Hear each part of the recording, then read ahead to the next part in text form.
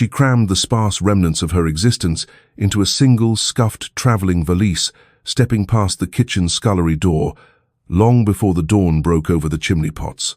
There were no sorrowful partings, no backward glances toward the grand stone facade, where she had endured years as little more than an uncompensated domestic in faded silk.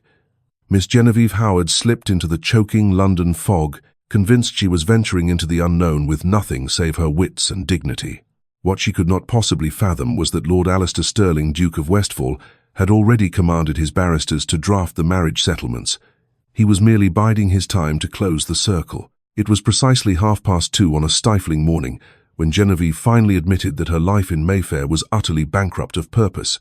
The epiphany did not arrive with a theatrical outburst of tears or melodramatic despair. It descended in the suffocating warmth of the Ashford House ballroom, while she knelt upon the waxed floorboards to mend the torn flounce of her cousin's embroidered hem. "Do mind the needle," Genevieve Cecilia hissed, her reedy, petulant voice cutting sharply through the orchestra's waltz and the laughter of 100 dancing couples. "That is imported lace from Brussels. You cannot simply hack at it with clumsy stitches." Genevieve offered no reply. Her knees throbbed against the hard timber, while her fingers, roughened from countless hours of needlework transcription and correcting the domestic ledgers, her aunt was too indolent to inspect, worked with practiced mechanical precision. She guided the silver pin through the layered silk, deliberately sparing her own flesh by a fraction of an inch. "The hem is secured," Cecilia Genevieve murmured calmly. "Do exercise greater caution so Lord Davenport does not trample your skirts once more." Rising smoothly, she brushed the chalky ballroom dust from her skirts. Her attire was an aggressively drab shade of slate grey, 5 seasons outdated, twice taken in and cut specifically to render the wearer wholly unremarkable. The tactic functioned flawlessly. As Cecilia glided back toward the crowded floor to giggle at the trivial jest of some passing viscount, Genevieve retreated into the shadowed alcove behind the potted ferns. She was the penniless orphan, the dependent cousin. In the estimation of the ton, she was merely a piece of drawing-room furniture that occasionally drew breath. Across the expanse of the gallery, Lord Alistair Stirling observed her every movement. The Duke of Westphal was not a gentleman governed by frivolous impulses. At 32, vastly wealthy, and cloaked in a reputation for formidable, unyielding ruthlessness, he inspired a terrified reverence among the season's debutantes, who approached him with the caution normally reserved for a stalking panther. He held absolute contempt for the London marriage market. He loathed the sweating, desperate artifice of Mayfair ballrooms. Yet for 4 consecutive weeks he had appeared at every major assembly. He had not come to dance. He was watching the shadows. He was watching her. Alistair took a deliberate sip of neat scotch, the cut crystal tumbler heavy within his grip.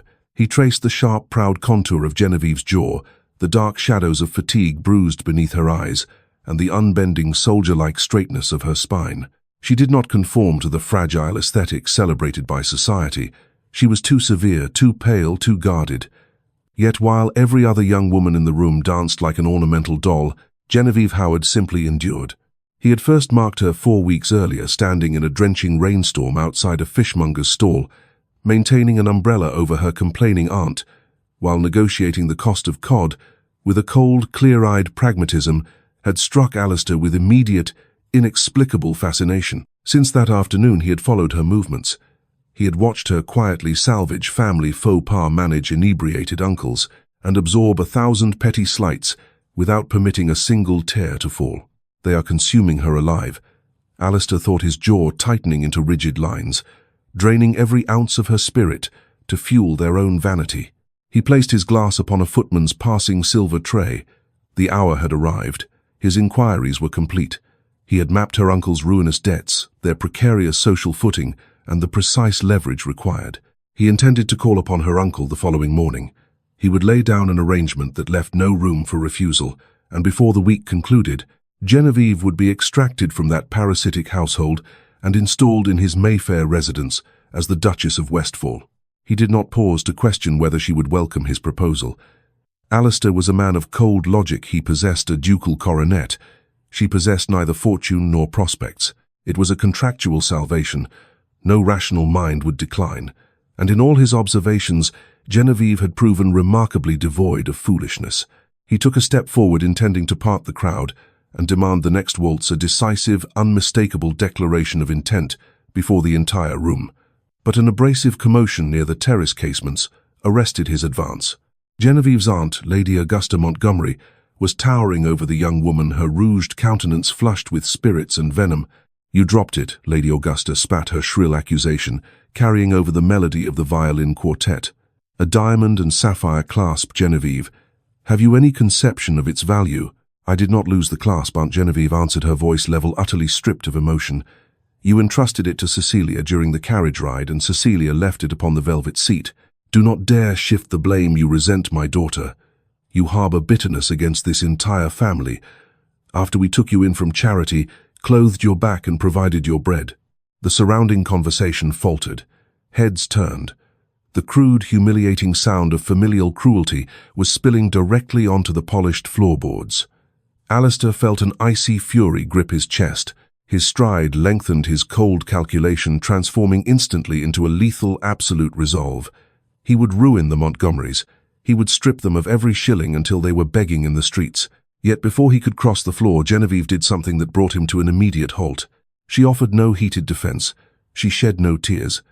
She merely turned her eyes toward her aunt with a gaze so entirely detached, so utterly vacant of fear or distress, that it was like a stone monument staring into the void. "You speak the truth," Aunt Genevieve remarked in a quiet, steady tone. "You have provided me with shelter and bread. I consider that debt fully settled through a decade of unpaid labor. I shall not be returning in your carriage tonight. What, cease this insolence. Return to the corner at once. Good evening, Lady Augusta." Genevieve turned upon her heel. She did not flee. With agonizing, deliberate composure, she made her way toward the green baize door leading to the servants' corridor. She did not look at the gaping onlookers. She did not notice Alistair standing barely 10 paces away. She pushed through the door and vanished from sight. Alistair stared at the swinging door. For the first time in his life, a genuine tremor of panic seized his chest. This was not the maneuver. By the time he shoved through the murmuring throng and thrust open the service portal, the dim, whitewashed passageway was deserted. Nothing remained in the damp draught save the faint scent of rain and coarse carbolic soap. She had vanished into the London night. A torrential rain battered the capital for 3 continuous days following her disappearance, transforming the cobblestones into a slick mire of soot and grime. Genevieve sat upon the edge of a sagging horsehair pallet in a cramped garret in Spitalfields that smelled of wet wool and boiled cabbage. The lodging house cost 4p a night. Her worn velvet coin pouch contained exactly 3 shillings and 2 copper pennies. She drew her knees to her chest, wrapping a frayed shawl firmly about her torso. Her teeth clicked together, a sharp, persistent vibration in the freezing room. Hunger gnawed relentlessly beneath her ribs, a harsh physical reminder that self-respect carried a steep price. "I have nothing left," she thought. The realization did not break her. It liberated her. For 10 long years, she had carried the rotting facade of the Montgomery household upon her shoulders. Now the burden was gone. She was unmoored. She might face starvation, but she would do so entirely on her own terms. Over the preceding 48 hours, she had walked until the leather of her boots wore paper-thin, pursuing every modest notice in the morning sheets. A governess in Bloomsbury, a lady's companion in Mayfair, a needlewoman in Covent Garden. At every door she met immediate rejection. She possessed no letters of character. When pressed for the reasons behind her abrupt departure, she maintained silence. The grand ladies took one look at her unadorned grey gown, her unbending carriage, and her sharp, intelligent gaze, and decided she was too proud to be commanded. "Tomorrow," Genevieve murmured to the water-stained rafters, "I shall seek employment at the textile mills." It was a catastrophic descent for the daughter of a gentleman, but Genevieve had discarded the illusions of her birth when she was barely 14. Meanwhile, across the city, in a vast walnut-panelled library redolent of rich leather and imported tobacco, Lord Alistair Sterling was methodically dismantling a gentleman's life. Lord Montgomery sat across the massive partner's desk, perspiration soaking through his linen neckcloth.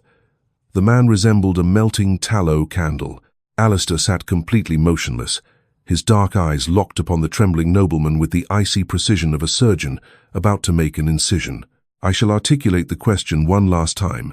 Montgomery Alistair spoke, his voice, a low, resonant purr that sent a shiver down the man's spine. "Where is your niece, your grace?" "Upon my honor, we do not know. The girl is unhinged, utterly devoid of gratitude. She gathered a small satchel and fled into the dark like a common thief. Did she take any funds? Not a single penny. She left the household purse on the escritoire, accounted for down to the last farthing, pure lunacy. Alistair leaned back, steepling his long fingers against his chest. Not lunacy, he reasoned. Unyielding pride. She desired a clean severance. She refused to owe them a single breath. It was infuriating. It was magnificent. My barristers have concluded their examination of your financial obligations, Lord Montgomery, Alistair said softly. You owe upwards of £30,000 across various lenders. Your estate in Wiltshire carries 2 mortgages. You are in every practical sense entirely destitute. Montgomery gasped for breath. Your Grace, surely an accommodation. I have purchased every single note of your debt, Alistair interrupted, dropping a thick sheaf of parchment onto the mahogany with a heavy thud. Every bill, every bond. I own your estate, Montgomery. I own you. The older man went deathly white. Why enact this vengeance? Because your niece arrested my attention. Because I resolved to make her my Duchess. And because your wife's unvarnished cruelty drove my future bride into the gutters of London. Alistair leaned forward, pressing both palms flat upon the desk, his civilized veneer slipping away to reveal the predator beneath. If she suffers harm, if she falls ill, if she hungers, or if a single ruffian lays a finger upon her, I will not merely seize your assets. I will ruin your lineage so thoroughly that your heirs will die in the parish workhouse. Have I made myself sufficiently clear? Montgomery nodded, frantically incapable of speech. Get out, Alistair whispered. As the heavy door latched behind the fleeing nobleman, Alistair's confidential secretary, a sharp-eyed gentleman named Mr. Finch, emerged quietly from the corner alcove. The Bow Street runners are combing the districts, your Grace, Finch reported quietly. Every common lodging, pawnshop and registry office is under surveillance. A gentlewoman of her description cannot remain concealed indefinitely. She is far too sharp, Finch. She will not give her true name. Alistair turned to the tall casement window, watching the rain hammer against the glass. The city was a vast, devouring monster. The thought of Genevieve wandering cold, hungry and unprotected twisted an agonizing knot in his chest. He had delayed too long. He had indulged his desire to observe her, to measure her character, and his calculating hesitation had nearly ruined everything. Locate her, Alistair commanded the glass pane. Spare no expense. Post an agent at every intersection between here and the docks. Find her, Finch. By the 5th morning, Genevieve's endurance was nearly spent. She had surrendered her late mother's silver locket, her sole remaining keepsake, for a pittance of silver. She had gone without sustenance for 3 meals. Her mind felt foggy, her thoughts wrapped in wool, and the relentless damp had settled deep into her joints, making every step an arduous trial. She was resting upon a splintered bench within a gloomy registry office near Street Giles, staring down at the sawdust-strewn floorboards, when a name cut through the gloom. Miss Hale. Genevieve blinked, forcing herself to sit upright. A scrawny clerk with ink-stained cuffs was waving a pristine white envelope in her direction. A private dispatch just delivered for you. She rose, her knees trembling beneath her skirts, and took the letter. The paper was heavy, costly vellum sealed with plain red wax that bore no armorial crest. She broke the seal, scanning the elegant flowing script. To Miss Hale. It has been brought to my knowledge that you are seeking a position as a companion.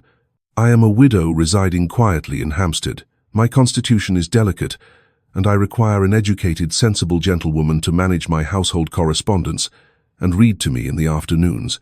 The remuneration is £60 per annum with private quarters and full board provided immediately. Should these terms prove acceptable, a private coach waits outside to convey you to my residence. Yours sincerely, Mrs. Penelope Harrington. Genevieve stared at the lines of script. £60 per year was an extraordinary sum for a companion's post, nearly twice the wages of a seasoned governess. A loud, cynical alarm sounded in the back of her mind. The offer was too advantageous. It carried the distinct scent of a snare, perhaps a disreputable house seeking young women, or a scheme to trap the desperate. Yet the freezing draught from the cracked window cut through her woolen shawl like a blade. Her stomach twisted with hollow hunger. She turned to the clerk. Is the carriage genuinely waiting? Aye, miss. A clean black town carriage. The coachman gave me £1 simply to place the dispatch into your hands. Genevieve folded the parchment. If it was a trap, she would rely on her wits to escape. She had outlasted her aunt, and she could survive a London schemer. but she would not survive another freezing night in Spitalfields. She stepped out into the grey afternoon. A sleek, uncrested black coach stood beside the walkway, the pair of horses breathing plumes of vapour into the mist. The driver tipped his hat with silent deference as he lowered the iron steps. Genevieve climbed inside, sinking into the deep leather upholstery. The interior smelled of fine saddle soap and something distinctly familiar, a faint lingering trace of imported tobacco and warm sandalwood. She knew that scent, though her exhausted mind could not place where she had encountered it. As the coach lurched forward, heading toward the northern heights of Hampstead, Genevieve closed her eyes and allowed complete exhaustion to claim her. 2 miles away, within the study of Westfall House, Alistair read the brief missive presented by his footman. The asset is secured and en route to Hampstead. Alistair folded the slip of paper, tucked it securely within his waistcoat, and released a long, ragged breath. For the first time in 5 endless days, the suffocating band of dread around his ribs loosened. He poured himself a glass of spirit, his fingers perfectly steady once more. He had not attempted to play the knight in shining armour. He understood Genevieve far too well. Had he driven into Spitalfields in his ducal carriage, offering rescue and a ring, her fierce pride would have compelled her to reject him instantly. She would have regarded it as condescending charity or worse, pity. She required the conviction that she was earning her own bread. She needed the belief that she remained the master of her fate. Thus he had manufactured Mrs. Penelope Harrington. He had acquired a handsome residence in Hampstead 3 days prior, staffing it with his most discreet, loyal retainers. He had engaged a seasoned, retired stage actress to play the part of the ailing widow. Genevieve would have a warm fire tonight. She would eat roasted capon and drink hot tea. She would rest, and she would mend from the emotional scars her family had inflicted upon her spirit. And when she had regained her vigour, when the hollow, haunted look had departed from her eyes, Alistair would pay a casual visit to his supposed relation, Mrs. Harrington. He would court her deliberately, logically boxing her in with undeniable reason and quiet devotion, until she realized that the only sensible position for her was at his side. He stepped before the gilt-framed pier glass, adjusting the cuffs of his dark coat. His reflection revealed a man dangerous, determined, and entirely without remorse. "You departed with nothing, Genevieve," he thought, a faint predatory smile gracing his lips. "Yet you walked directly into my design." Genevieve woke to the crackle of seasoned applewood and the aroma of crisp bacon. For a long moment of confusion, she simply gazed upward at the high ceiling. It was embellished with masterwork plaster reliefs, laurel wreaths, and acanthus leaves encircling a central rosette. The sheets drawn to her chin were spun from linen so exquisite it felt like silk against her skin. There was no icy draught whistling through broken sashes. There were no drunken curses echoing from the alleyway. She sat up. Her body throbbed with that deep, aching soreness that arrived not from physical injury, but from the abrupt release of chronic tension. Her nerves were finally recognizing that they no longer needed to brace against the cold. She threw back the feather quilt and stepped onto the floor. A plush Aubusson carpet insulated her feet from the polished timber. Upon the mahogany commode, a steaming porcelain ewer rested beside a tablet of lavender soap. Genevieve washed herself with calm, measured movements. She did not smile. She shed no tears of relief. Instead, a sharp, cold knot of suspicion began to tighten in her thoughts. She put on her slate-grey gown, smoothing out the fabric as best she could, and stepped into the carpeted corridor. The Hampstead residence was unnervingly silent. Not the hollow quiet of an abandoned house, but the hushed, insulated quiet of limitless wealth. Thick runners muffled every step, and the wainscoting was buffed to a mirror shine. She found her employer in the sunlit morning parlour. Mrs. Penelope Harrington was a matron draped in expensive cashmere shawls, resting within a velvet armchair. Her eyes were keen, bright, and far too lively to match the exaggerated trembling of her hands. "Ah, Miss Hale," Mrs. Harrington remarked, her voice carrying a fragile theatrical quaver. "You appear restored. Come take your seat and partake of breakfast." Genevieve sat opposite the lady. The silver breakfast service offered poached eggs, gammon, fresh rolls, and hothouse grapes. "You are exceedingly kind, ma'am," Genevieve noted carefully as she poured her tea. "If I may ask, what specific duties do you require of me? You referenced correspondence in your letter." "Yes, indeed. Drafting replies to my solicitor, reviewing the household bills, reading volumes of history in the afternoon. My vision is quite poor, you understand." Mrs. Harrington fluttered a hand toward the window. "I can commence auditing the household accounts immediately following our meal." "There is no great hurry, my child." "I prefer to earn my keep, ma'am," Genevieve replied smoothly. It is why you have agreed to provide me with an exceptionally generous wage." Mrs. Harrington blinked, the trembling in her tone faltering for a brief second. "Very well. The ledgers reside in the library." Genevieve dedicated the following 3 weeks to finding the fracture in the illusion. She dissected the domestic ledgers with the calculating precision of a magistrate, and every page she examined only reinforced her certainty. The accounts were a complete fabrication. The mathematical sums were impeccable, but the reality behind them was preposterous. The butcher's bills were paid weeks in advance without a farthing deducted. The finest anthracite coal was delivered by the ton at half its commercial value. The footman moved with the silent discipline of palace guards, and the cook produced meals fit for a royal banquet. This was not the modest home of an ailing widow surviving on a fixed income. This was a fortress masquerading as a quiet villa. Then there was the matter of the library. It was a magnificent sanctuary lined with calfskin-bound folios and rare first editions. On her 10th afternoon, Genevieve withdrew a volume of philosophy from an upper shelf. As she turned the heavy leaves, a distinct aroma drifted from the binding fine Virginia tobacco and warm sandalwood. It was the identical scent that had lingered in the carriage that brought her from the registry. Genevieve froze, her finger resting against the page. She closed her eyes, casting her thoughts back to the glittering ballrooms of Mayfair. She recalled the gentlemen who had observed the dancing from the shadows, the rakes, the lords, the politicians. A single countenance emerged with crystal clarity, a severe jaw, dark, unblinking eyes, a nobleman who had watched her with the detached, terrifying calculation of a hawk watching a field mouse, the Duke of Westfall. Genevieve closed the book and slid it back into the shelf. Her heart beat with a slow, heavy rhythm. She had not been rescued by chance. She had been captured by design. The cage was lined with silk, heated by blazing hearths, and furnished with delicacies, but it remained a cage nonetheless. She walked to the window, gazing out over the walled garden. She could take her battered valise and walk out the front gate. But to what end? Return to the freezing alleys of Spitalfields? Submit to the workhouse? No, Genevieve thought, her jaw setting with cold resolve. Let the trap spring. I wish to see his expression when he discovers I am no defenseless creature. She did not flee. She remained. She drank the fine tea, ate the rich meals, and allowed her body to fully recover. The dark circles faded from beneath her eyes. Her skin regained its healthy bloom. She rebuilt her strength day by day, preparing herself for the coming battle. The confrontation occurred on a stormy Tuesday. A sudden summer tempest swept across London, turning the sky the shade of bruised slate. Genevieve sat at the massive oak desk in the library, ostensibly reviewing the fabricated accounts. The hearth was blazing, casting a deep warmth across the room. The heavy mahogany doors clicked open. Genevieve did not look up from her parchment. "Mrs. Hughes, I do not require another pot of tea, thank you."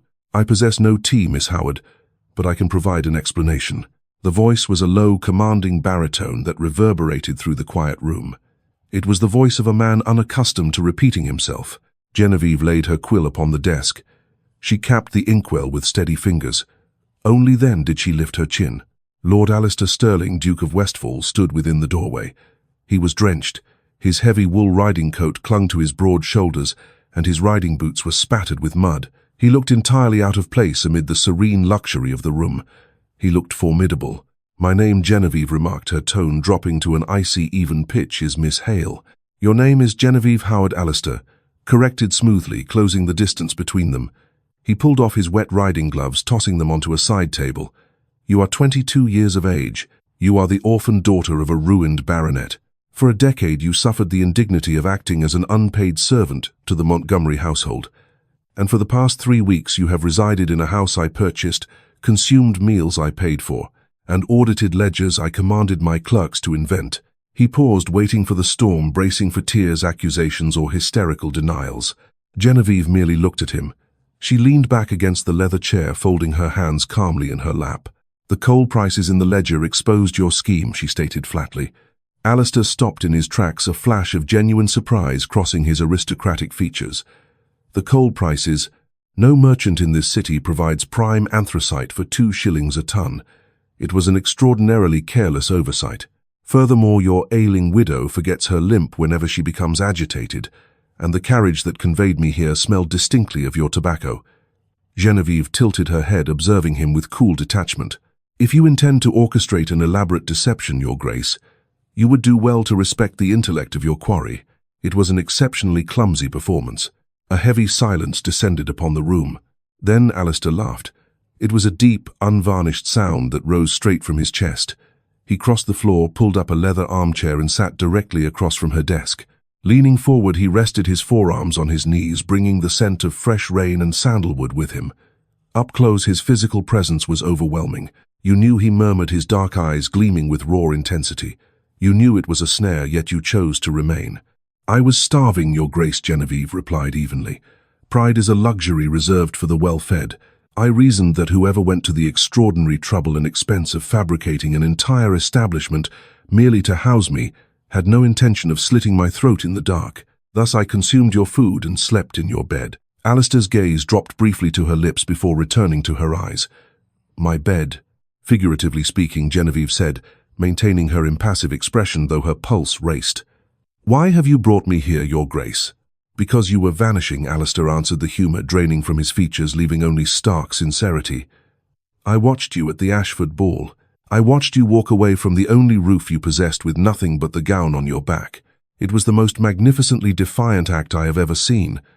But I know what London does to women without fortune or protectors. I refuse to let you be destroyed. You do not possess the right to govern me." "I possess the Montgomerys," Alistair countered smoothly. "I purchased their debts. They are ruined. They will never cross your threshold again." Genevieve flinched the very first crack in her composure. She loathed her aunt, but the sheer effortless power this man commanded was terrifying. "You ruined an entire family simply because I walked away. I ruined them because they mistreated what belongs to me." "I do not belong to you," she snapped, her voice rising with sudden passion. "I am a living person, not an entry in your ledger. You cannot purchase promissory notes and declare ownership over my life." Alistair rose slowly. He walked around the desk. Genevieve kept her spine rigid, refusing to shrink back as he loomed above her. He placed one broad hand upon the armrest of her chair, leaning down until his face was inches from hers. "I have no desire for a pet, Genevieve," he whispered, his voice dark and rough. "If I sought a meek, compliant doll I could select from 20 debutantes in Mayfair. I desire a partner. I want a woman who can outwit a tradesman, dismantle a forged ledger, and look a duke in the eye to tell him his deceptions are clumsy." He reached into his breast pocket and withdrew a folded heavy parchment, placing it firmly upon the desk. "What is this?" she asked without touching it. "Marriage settlements." Genevieve stared at the document. "You are completely mad. I am thoroughly practical. I require a duchess. You require protection, an unassailable name, and a fortress the world cannot breach. I am proposing an alliance. An alliance demands mutual trust," Genevieve said, her voice wavering slightly despite her resolve. "You deceived me. You cornered me." "I secured you," Alistair corrected softly. He reached out, his knuckles lightly grazing the line of her jaw. The contact sent a sharp spark through her skin.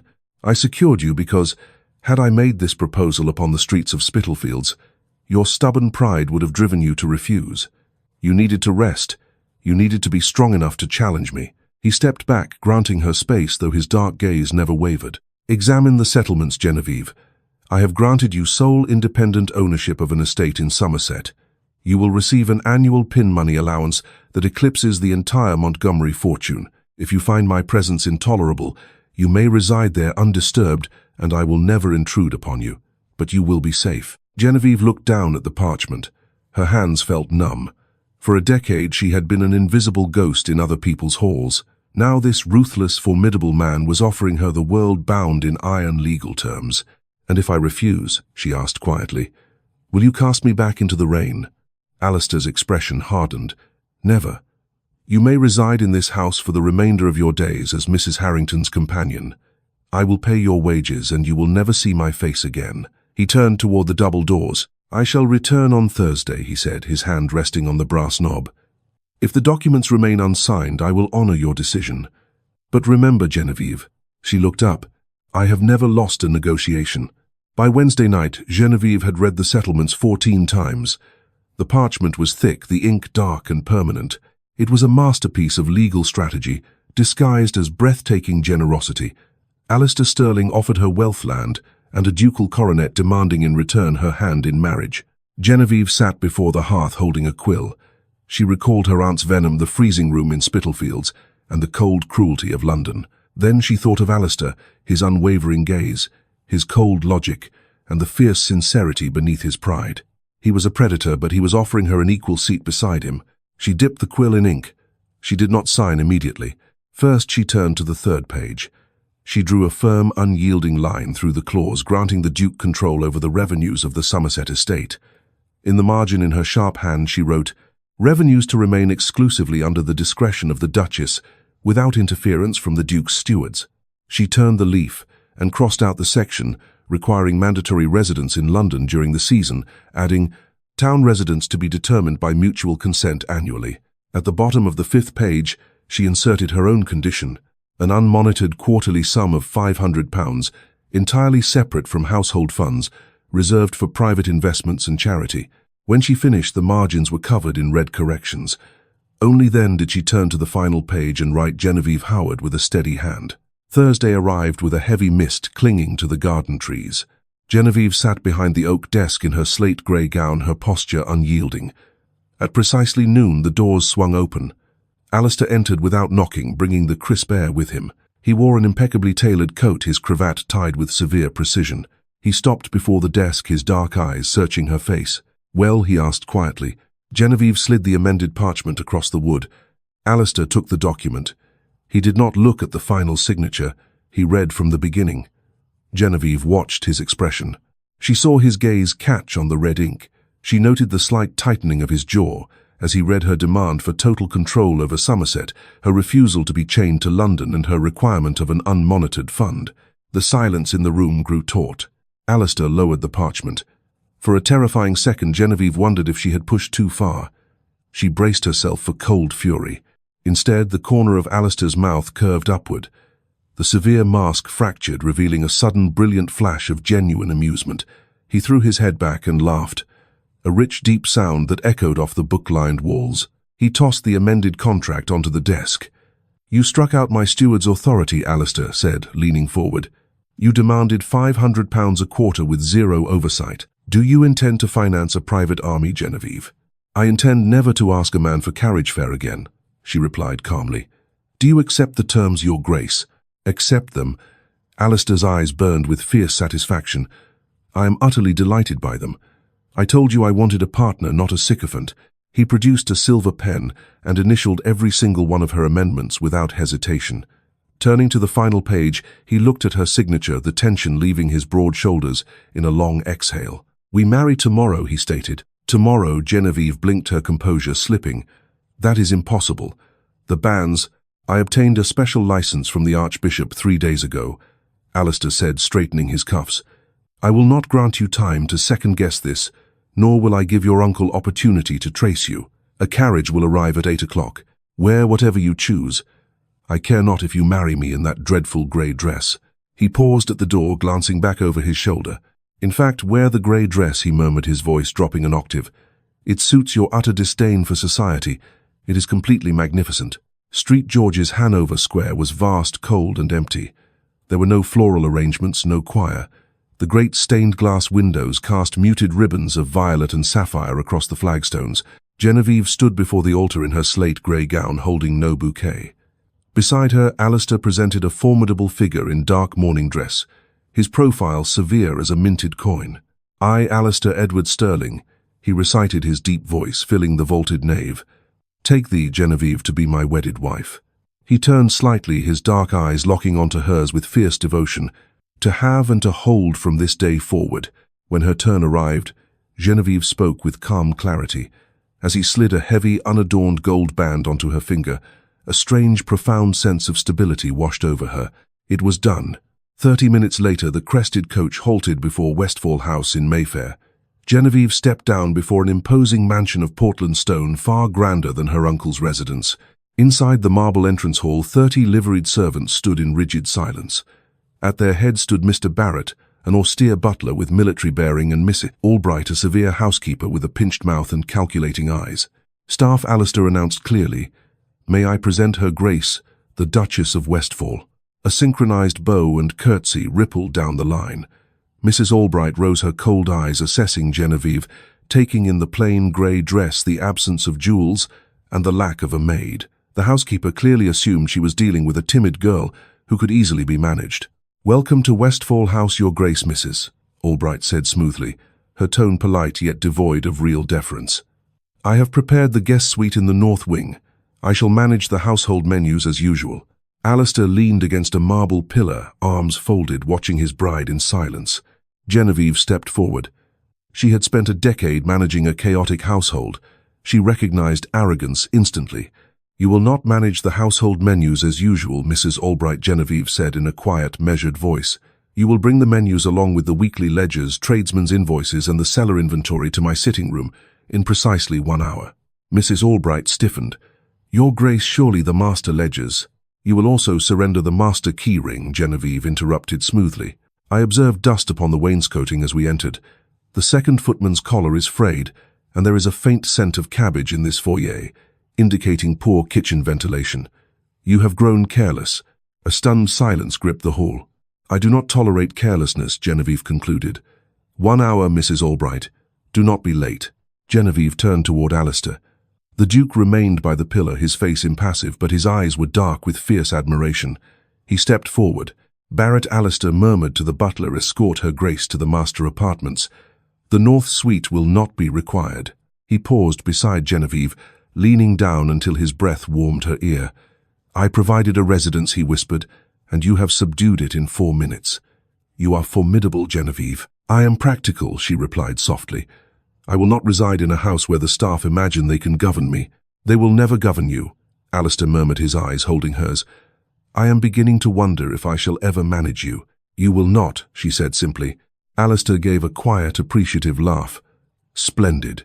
Your domain awaits, Duchess." Within 3 weeks, Westfall House operated with the flawless precision of a naval vessel. Genevieve did not raise her voice. She moved through the corridors in dark plum silk, an observant, composed presence, with a ledger beneath her arm. Vendor accounts were audited weekly. Wasteful expenditures were curtailed by 40%, and the household ran with immaculate order. The staff quickly learned that while the new Duchess was exacting, she was scrupulously fair. Alistair watched this mastery with growing fascination. They shared their evening meals at the long mahogany table, debating politics, agricultural yields, and government stocks. It was an alliance forged of intellect and mutual respect. Yet society was not content to remain quiet. News of the Duke's sudden marriage to an unknown spinster sent shockwaves through Mayfair. Inevitably, the past came calling. On a rainy Tuesday, Mr. Barrett entered Genevieve's morning room, his expression stiff. "Your Grace," the butler announced, "Lady Augusta Montgomery and Miss Cecilia are in the vestibule demanding an audience." Genevieve did not look up from her correspondence. "Did they present calling cards, Barrett?" "They did not, Your Grace. Her ladyship claimed a card was unnecessary to see her niece." Genevieve set her pen into its stand. For years, the mere mention of her aunt's name would have filled her with dread. Now she felt only cold indifference. "Show them into the blue drawing room," Genevieve directed calmly. "Serve the secondary tea. Do not offer biscuits."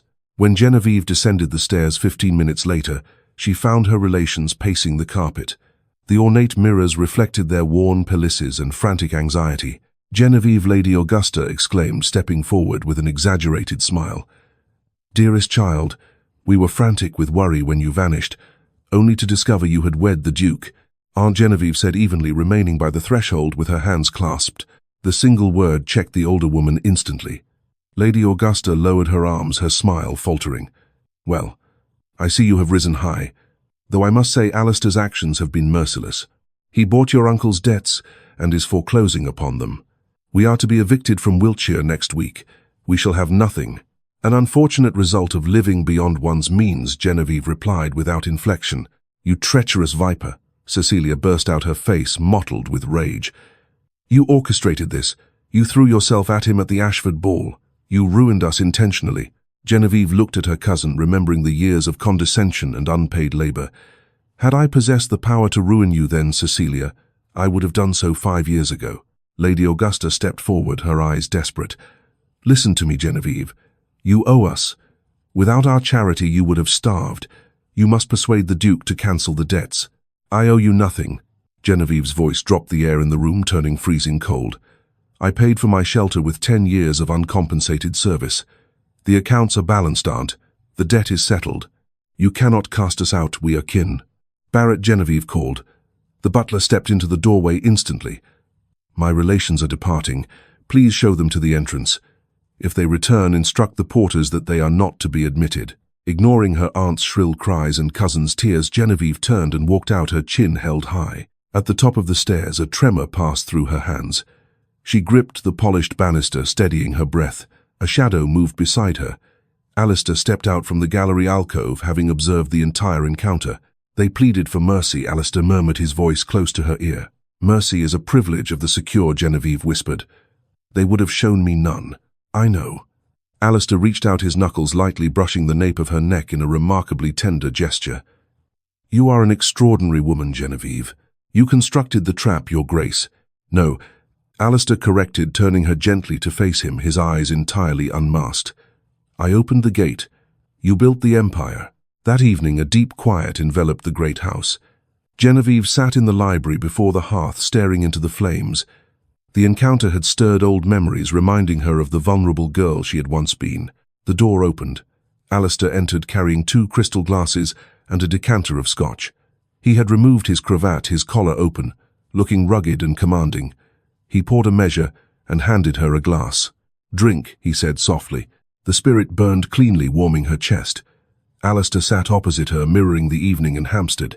"You appear thoughtful, Duchess," he noted. "I am merely reviewing matters," Genevieve replied. "You are wondering when the final price will be demanded," Alistair said gently. "You are waiting for the bargain to turn against you." Genevieve looked at him. "Every transaction carries a cost. You gave me wealth, position, and safety.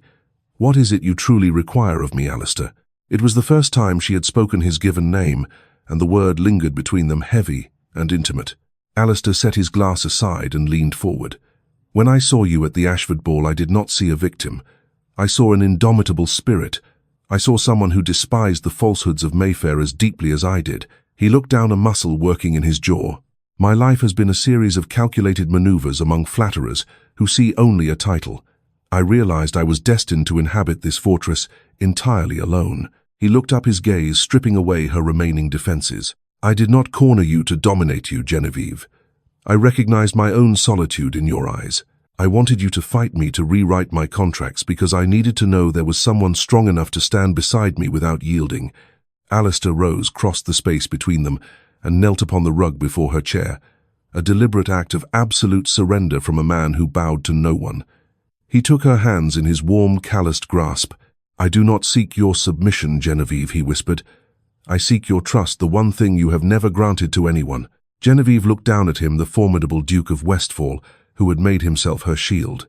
The old fears whispered of caution, but looking into his steady, unblinking eyes, she saw only unwavering truth.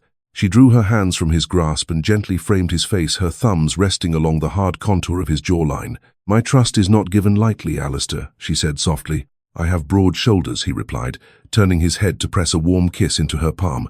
Alistair stood, drawing her up with him, and wrapped his arms securely around her waist. Genevieve did not pull away. She rested her head against his shoulder, breathing in the scent of sandalwood and rain, listening to the steady rhythm of his heart. "I am here," Genevieve whispered against his lapel. "I will not run."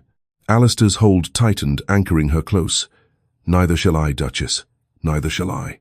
Surviving in a ruthless world often demands a heart forged of cold iron. But true strength lies in knowing when to finally let that iron yield to genuine devotion. Genevieve and Alistair built no fragile fairy tale. They established a sovereign partnership rooted in unvarnished honesty and fierce loyalty. Thank you for listening to the complete tale of Genevieve and Alistair. If you found satisfaction in seeing a sharp-witted heroine claim her rightful place beside a formidable peer, please give this video a like and share your favorite scene in the comments below. Be sure to subscribe and ring the bell so you never miss another immersive historical romance. My dear friends in Britain and America, Genevieve and Alistair's story leaves us with a beautiful thought. Sometimes the greatest thing we can reclaim in life is not wealth or status, but the right to choose our own path. Genevieve lived for years in a wealthy household, yet she was treated little better than a servant. She endured humiliation and neglect, but eventually understood that self-respect cannot be traded for the comfort of a roof over one's head. When she finally walked away, she had almost nothing, but she still had her dignity. Perhaps that is a lesson worth remembering, especially after we have lived through many seasons of life. We should never mistake familiarity for happiness, Just because someone has been part of our lives for many years does not mean we must continue accepting disrespect simply because we have always been family. Family is precious, but love should never become an excuse for cruelty. And please remember this, age does not mean we have to stop saying no. At 60, 70 or 80, setting a boundary can be just as important as it was when we were young. Many of us have spent decades caring for parents, raising children, supporting relatives, and putting everyone else's needs before our own. There is nothing selfish about choosing peace in the years that remain. What I admire most about Genevieve is that she did not become strong by becoming bitter. She remained capable of love. She learned that true partnership is not about one person controlling the other, but about two people respecting each other's strength, intelligence, and independence. That is perhaps the most meaningful lesson of all. Be kind, but do not abandon your boundaries. Forgive when you can, but do not willingly return to places that continually hurt you. Keep your heart open to love, but only to those who respect the person you truly are. After a lifetime of experience, we should not feel guilty for wanting peace. We have earned the right to choose the people we spend our time with, the places where we feel welcome, and the kind of life we wish to live. We do not need a perfect life. We simply need a life that, when we look back upon it, allows us to say, I lived these years in a way that was true to myself. And perhaps, my friends, that is one of the most beautiful forms of freedom that growing older can give us.